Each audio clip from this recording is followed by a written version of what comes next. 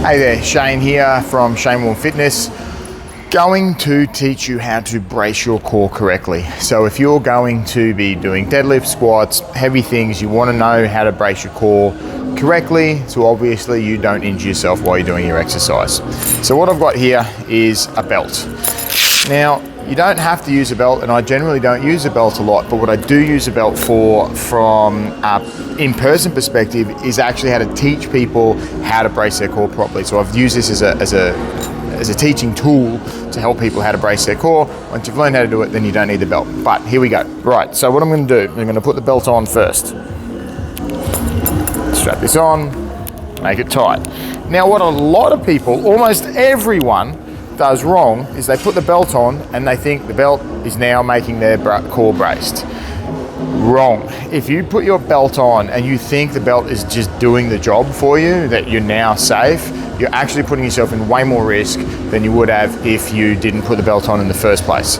All the belt is for, it's a tool to allow you to push against the belt. If you're not pushing against the belt, you're not actually creating pressure in your core. What you want to do is you want to create intra-abdominal pressure by pushing externally with your core. What that means when I say your core, it's not just your stomach. It's your stomach, it's your side, it's your back, it's your entire core. And imagine it's a cylinder.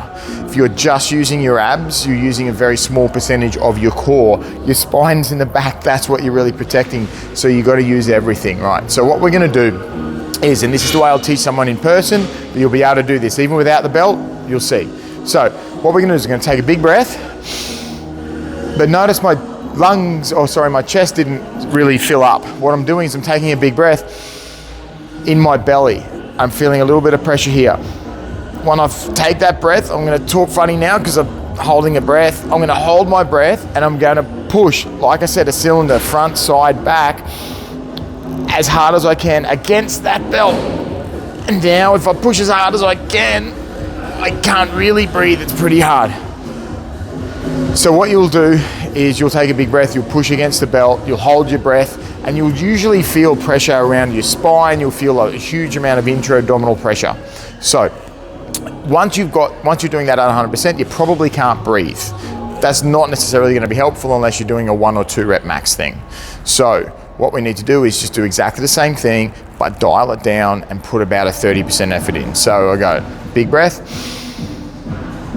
push against the belt, but I'm pushing it about 30%. At about 30%, I can feel my intra-abdominal pressure, I feel my core braced, but I can also breathe. And as you can hear, I can also talk normally as well. First time you do this, you probably won't, but you'll get better at it. I'm keeping this pressure on as I go.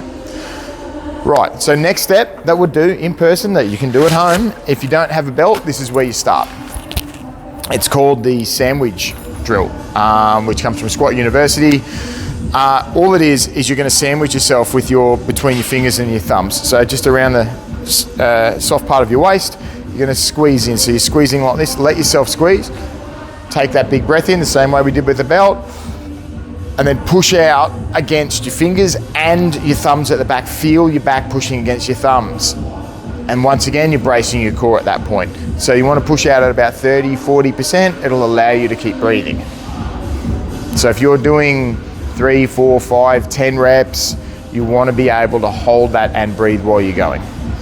Now you've done that, take your hands away because you're probably not going to be doing that while you're doing deadlifts or squats because you'll be holding onto a bar. So do the same thing.